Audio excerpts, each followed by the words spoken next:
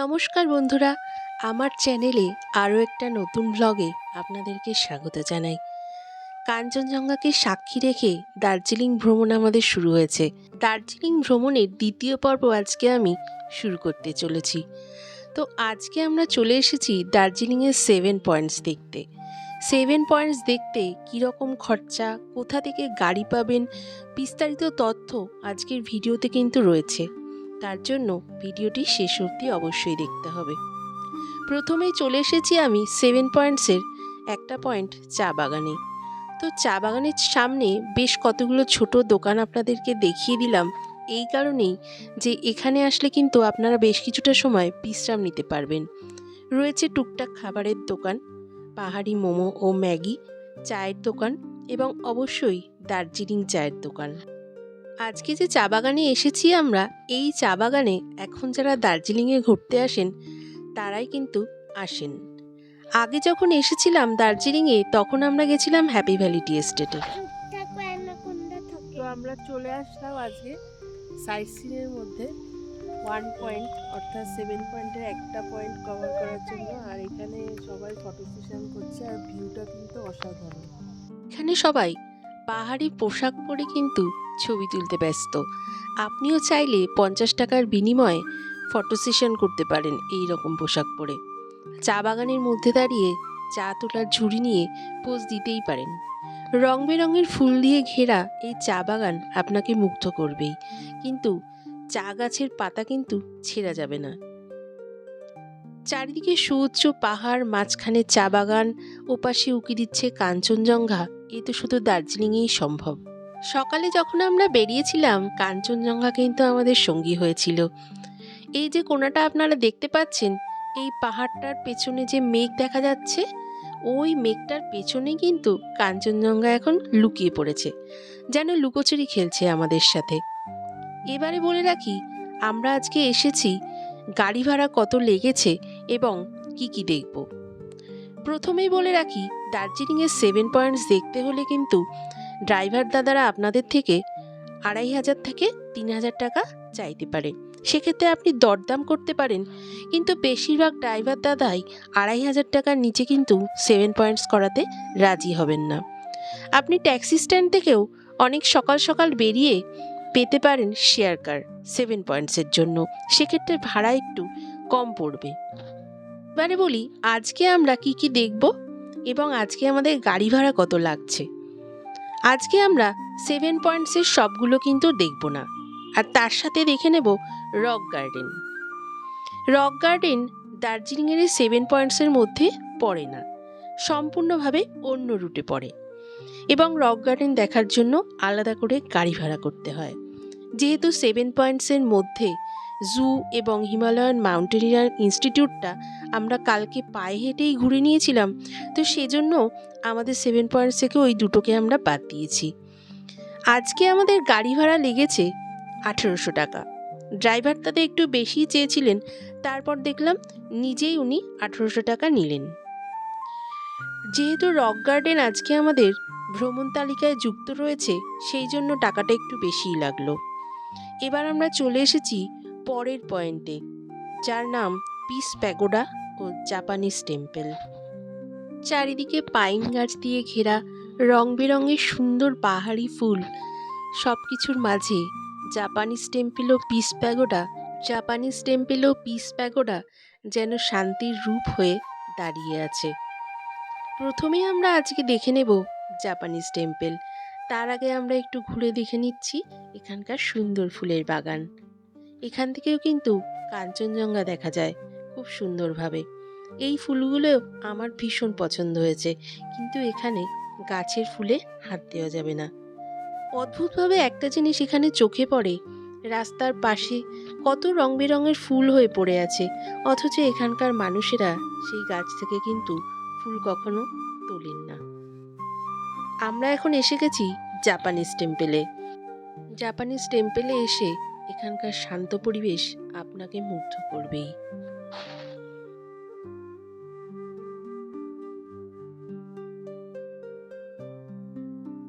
এরপর আমরা চলে যাব জাপানিজ টেম্পলের ঠিক পাশেই পিস প্যাগোডা দেখতে।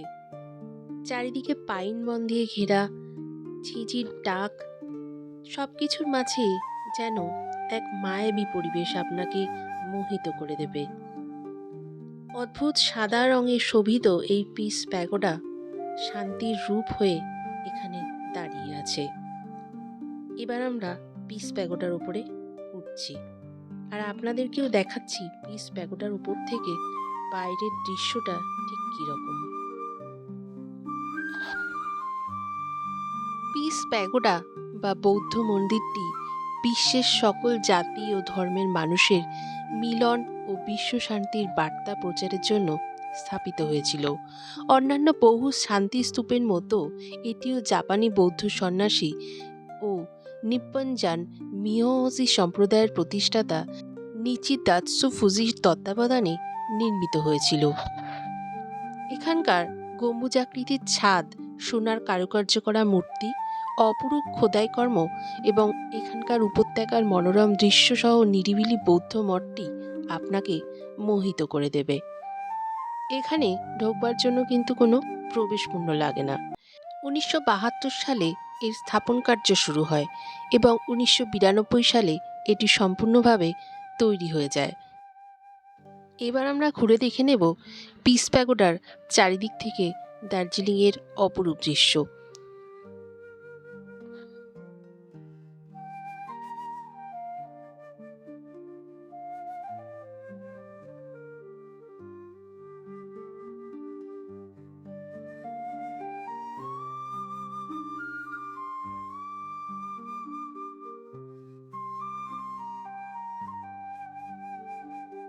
পিস প্যাগোডার ওপরে উঠে যখন দেখলাম বুদ্ধ মূর্তি, তখন মনটা যেন শান্ত হয়ে গেল।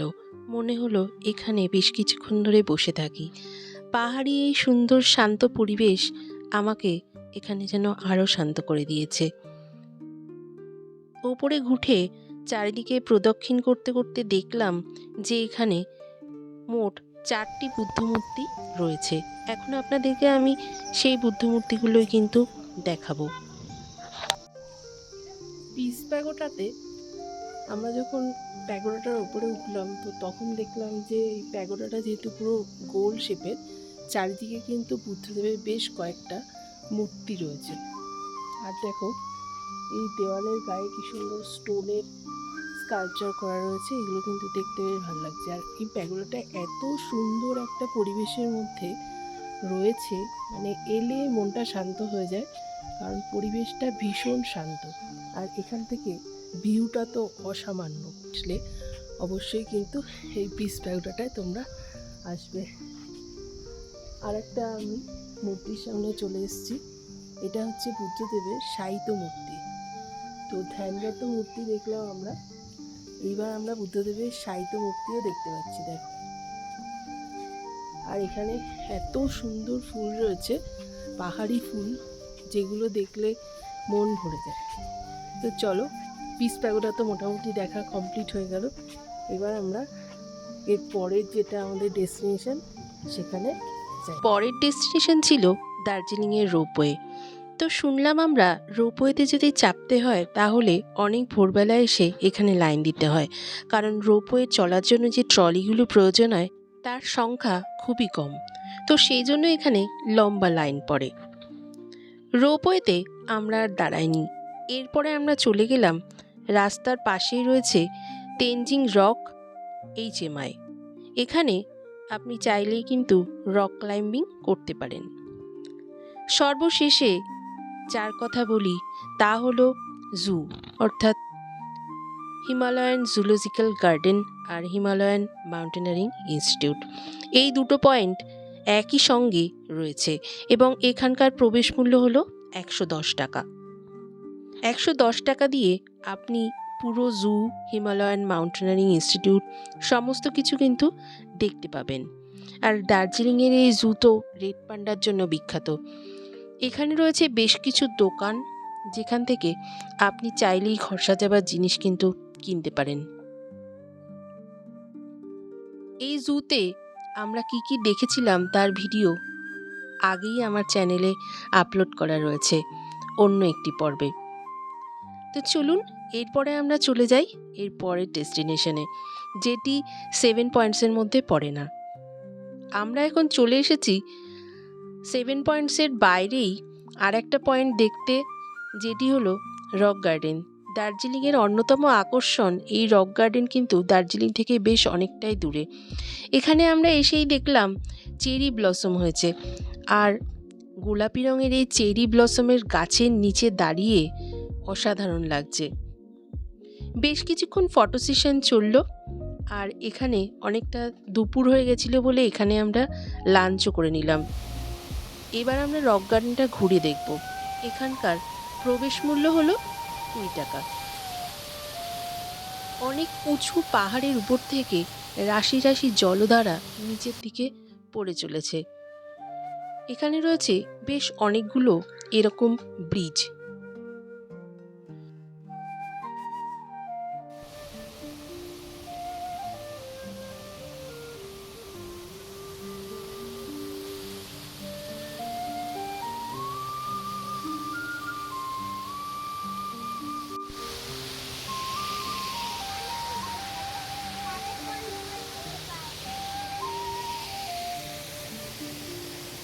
এখানে রয়েছে এইরকম অনেক ব্রিজ। পাহাড়ের গা দিয়ে এইভাবে সরু রাস্তা দিয়ে যেতে কারই না ভালো লাগে।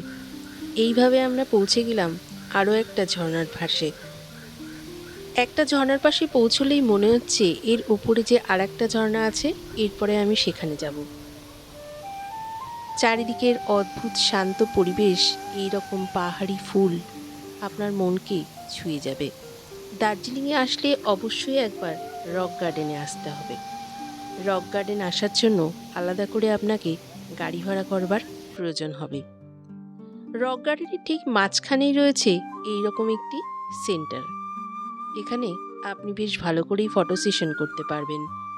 শুধুমাত্র রক গার্ডেনে আসার জন্য এখানে গাড়ি ভাড়া পড়বে 1500 টাকার মতো। দার্জিলিং থেকে রক গার্ডেন আসবার গাড়ি আপনি দার্জিলিং ট্যাক্সি স্ট্যান্ড থেকে পেয়ে যাবেন।